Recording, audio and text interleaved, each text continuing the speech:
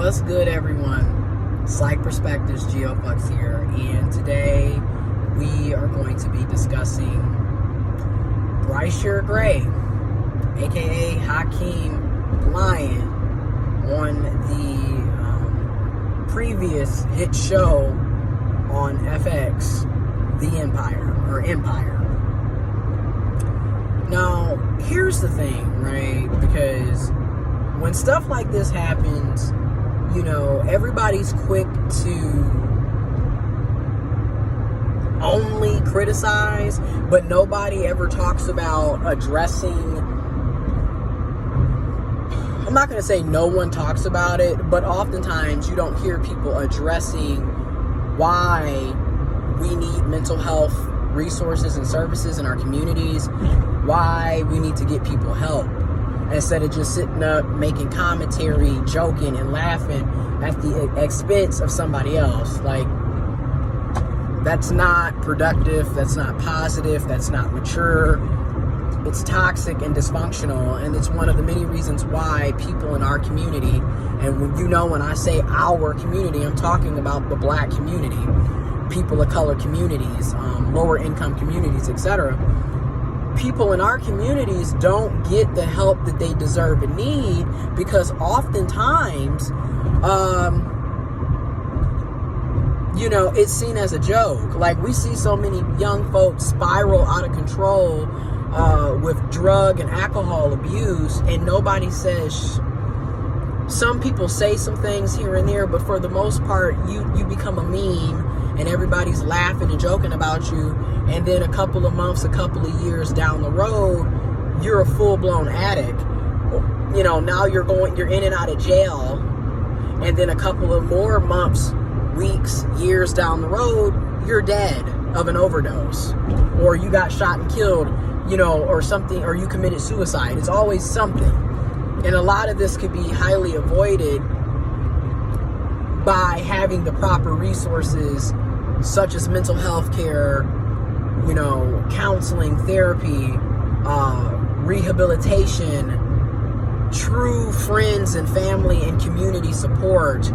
So I just want to address that before I get into it. So back to Bryshere Gray, aka Hakeem Lyon.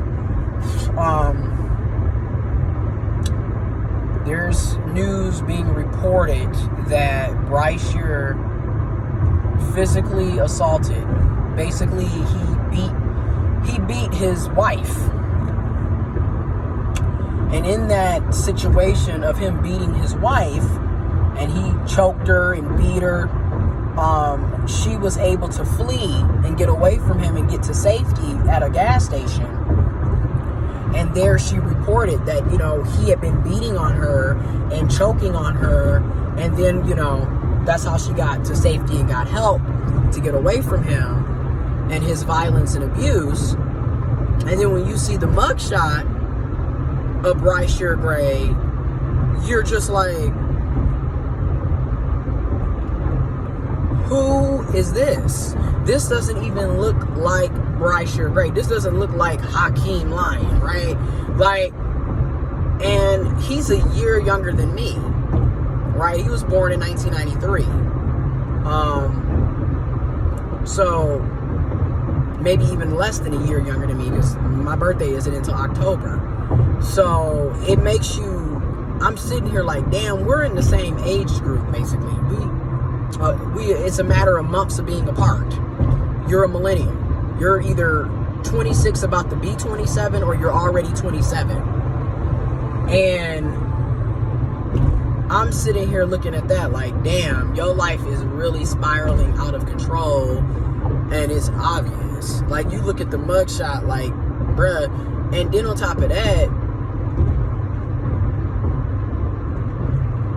you just look old. Like, I'm 27 and a half, over 27 and a half. Hell, my birthday is in 3 months, okay? And I'm older than you by a few months, almost a year, maybe a year. And you look way older than me. That's another thing. Like, he just looks so disheveled, old, and aged.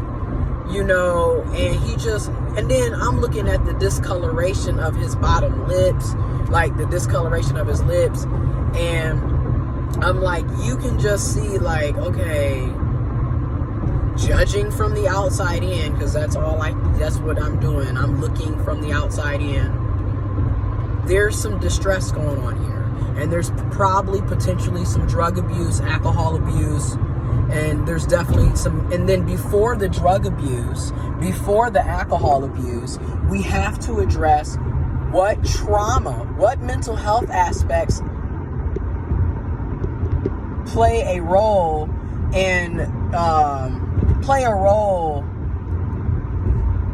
why he's doing what he's doing.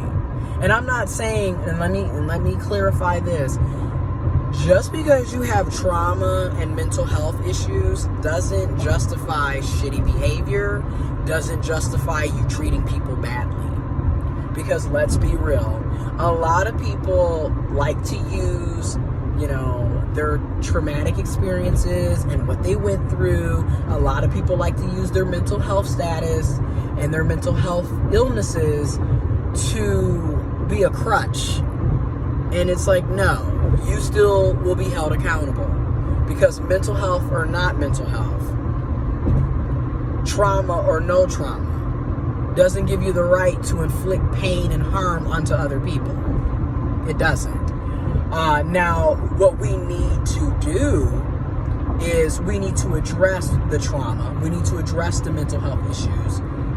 While at the same time, we need to make sure that counseling and support is also offered and accessible to his wife, because she's being physically beaten and assaulted, and no telling what else is going on, and no telling what took place. We don't have the full story. We don't have every aspect of it.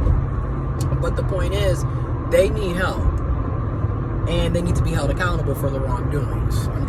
That's just how I am. Accountability, responsibility, ownership goes a long way with me. But I'm looking at it and I'm like, once again, you got a young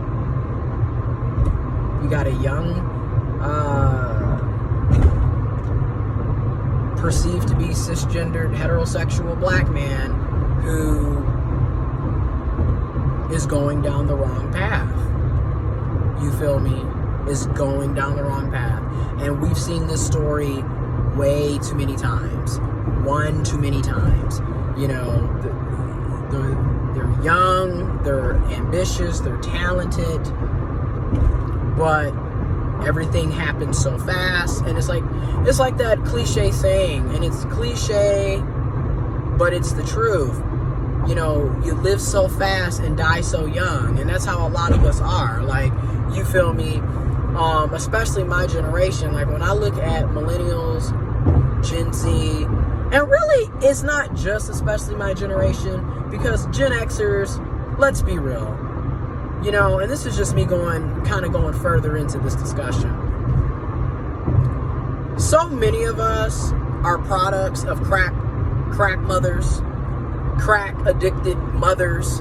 I'm just being real. Many of us are crack babies. I mean, how else do you explain the ADHD?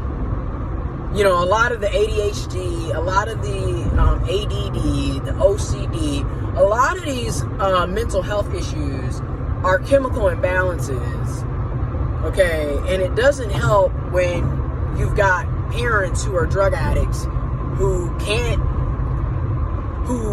are unable, because I get the change. I don't want to be ableist, and I don't want to be disrespectful and down-putting. At the moment, at the time, are unable to wean themselves off the drugs or stop the drugs, or get assistance or get help, and then in many cases, are the resources even available? Do you even have rehabilitation services? Do you have counseling? Do you have therapy? Do you have supporting family and friends and communities? And then two, accountability and willpower as well. There's so many different aspects to this. So drugs is a big thing, and I remember my granny, she always says this. you know, you got to be careful with vices, because if you have a lot of vices, that's where your money is going to go. And she told me this years ago when I was a kid, and she always references this. And granted, she has her own vice. I have my vice. A lot of us have vices. But basically what she was saying is, you don't want to have any vices, but if you have them, you don't want to have a bunch of them, because that's where your money is going to go. And, you know, when you look at a lot of the drug culture in our community, a lot of this is also directly related to lack of mental health resources, lack of support, toxic, dysfunctional environments, traumatic experiences. Because again, if we had therapy and counseling readily available and accessible and affordable in our communities, I can guarantee you a nice portion of us would have never got on drugs in the first place, would have never got on alcohol and liquor in the first place, would have never been sex addicts. Because let's be honest, a lot of us are nymphomaniacs. I'm just being real. A lot of us use drugs, alcohol, liquor, and other vices as coping mechanisms to deal with the trauma, the PTSD, the post-traumatic stress disorder, to deal with the constant re-victimization of living in violence and oppression 24/7. You know, and I'm not saying, and again, I'm not saying this to justify, I'm saying this to add to the picture so people can kind of see, you know, what's the background? Because it's easy, like I said, I do it too. I'm guilty too. It's easy to judge from the outside looking in. But again, I don't know Bryshere's story. I don't know his wife's story. I don't know what they've been through, what they individually have gone through and witnessed. I don't know. Just like you don't know what I've been through and what I've gone through and what I live with. You know, and vice versa. And that's why it's like, I'm not saying it to justify. I'm just saying to add a more nuance. Okay? You know, more background, more discussion, more detail, more context. Okay? Because it's very easy to be like, well, they shouldn't be doing this, and why would you do that, and how could, and again, it's a lot going on. You still need to be held accountable, but there's a lot going on. I just hope, and then that's another thing, right? So, you're beating on her, she gets away to safety, and gets assistance. You get arrested in the midst of a pandemic. That's another thing that I'm thinking about. Like, we're arresting people, and I get it, you know. These are the current systems that we have in place. So people are being arrested,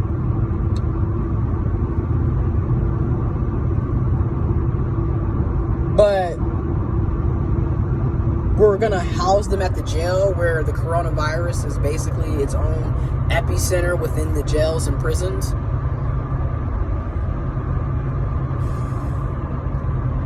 I don't know. I just think we need other methods of dealing with these issues, and people still need to be held accountable for what they say and do and the harm that they cause and inflict on others. You know, you got to be held accountable for your actions. Got to take responsibility and ownership.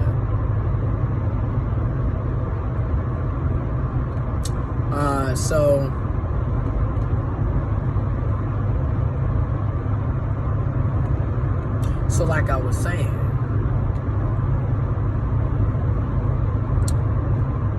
I look at all of that and I'm just like, are they building like a plane or is these wind turbines? Because I keep seeing them moving them like today and yesterday when I was on my way to work. I'm like, I keep seeing it. But anyways, prayers, positive energy, love, light to Bryshere Gray, to his wife. I don't know, me personally, this is just my 2 cents. when it comes to violence and assault, I personally don't believe in staying in relationships like that. Too many times people have stayed in those relationships, especially women and feminine people, and they just continue to be abused. So they just continue to get beat, and then in some cases, unfortunately, people end up dead. So I don't recommend staying in that marriage. I don't. I just don't. You know. Because at that point, no. And like I'm gonna always say too, people have to want to change for themselves. So even when you're giving, now granted, I do think when people have more opportunities to change, they will take those opportunities if they know they're available. However, it's still up to the individual to make that change. And that's why I say what I said earlier. I don't recommend staying in that relationship, because somebody can tell you all day that they're going to change and still be beating your ass. Okay? And toxic people are really good at doing that. They're good at manipulating and making you think that, you know, I'm not really like this. I was just upset. Oh, baby, come back. I love you. I promise you I'll never do this again. And then they continue to do it again. They'll make amends. You'll have that little love bombing stage where they're on their P's and Q's, and then as time goes on, it's just a cycle of abuse. So that's why I'm saying I don't recommend her staying in that relationship, personally. Anyways, let me know what y'all think about this in the comment box below. Make sure y'all wear y'all masks, stay 6 feet apart. Wash your hands 20 to 30 seconds each time you wash your hands. Really, you should be washing your hands consistently throughout the day. And disinfect, you know. And just be safe out there. You know, look out for each other.